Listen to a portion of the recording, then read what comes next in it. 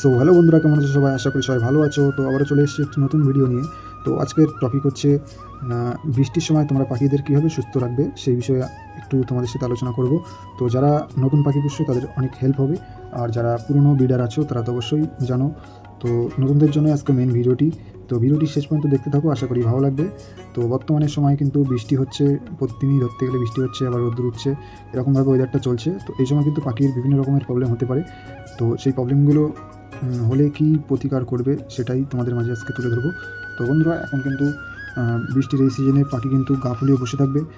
এছাড়াও হজমের প্রবলেম হতে পারে, ঠিক আছে, গ্রিন ডায়রিয়া হতে পারে। তো বিভিন্ন রকমের সমস্যা হতে পারে। তো বন্ধুরা, প্রথমেই আলোচনা করবো সেটা হচ্ছে পাখির ঠান্ডা লাগার বিষয়টা। এই ওয়েদারে কিন্তু পাখির ঠান্ডাও লেগে যেতে পারে। তো এখন মেনলি বৃষ্টি হচ্ছে, সাথে একটু হালকা হাওয়া হচ্ছে। তো তোমরা চেষ্টা করবে পাখির গায়ে যেন সে হাওয়াটা ডিরেক্ট না লাগে। বৃষ্টির সময় যে হাওয়াটা হচ্ছে, সেই হাওয়াটা পাখির গায়ে ডিরেক্ট লাগলে পাখি কিন্তু গা ফুলিয়ে বসে থাকবে। এটা কিন্তু ঠান্ডা লাগার কারণে হতে পারে। তো দ্বিতীয় আরেকটা যে কারণ বললাম, যে গ্রিন ডায়রিয়া বা হজমের সমস্যা। তো তোমরা বন্ধুরা এই ওয়েদারের মধ্যে একটু soft food, egg food, vegetable food এসবগুলো একটু এড়িয়ে চলো। সেক্ষেত্রে কিন্তু পাখি সুস্থ থাকবে। তো আমার এই ভিডিওতে দেখতে পাচ্ছ পাখিগুলো কিন্তু কলমি শাক খাচ্ছে। তো এটা কিন্তু অনেক আগের ভিডিও, আমি ভিডিওটা বানানোর জন্য আজকে এই ভিডিওটা অ্যাড করলাম।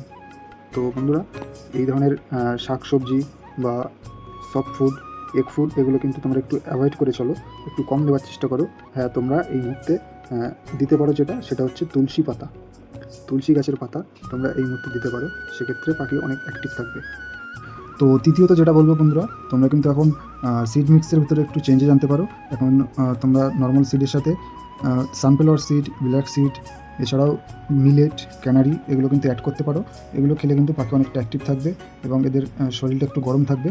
তো সেক্ষেত্রে ঠান্ডা লাগার কোনো চান্সেস থাকবে না। তো এছাড়াও যেটা করবে তোমরা, মেডিসিনের মধ্যে যদি বলি, তোমরা এই মুহূর্তে এই যে স্ক্রিনে দেখতে পাচ্ছ লিপ 52, এই মেডিসিনটা তোমরা টানা 3 থেকে 4 দিন একটা কোর্স করিয়ে রাখো। সেক্ষেত্রে কিন্তু পাখির কোনো রকম হজমের সমস্যা হবে না, ঠিক আছে।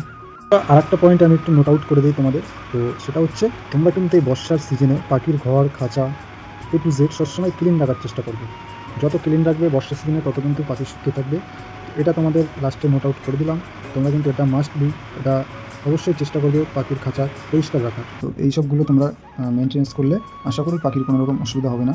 তো আমার পাখিগুলো কিন্তু ঠিকই আছে, আমি এইভাবেই এদের কেয়ার করছি। তো তোমরা কিন্তু করতে পারো। তো এই ছোট্ট একটি ইনফরমেশান তোমাদের দিলাম। তো কেমন লেগেছে অবশ্যই কমেন্ট করে জানাবে।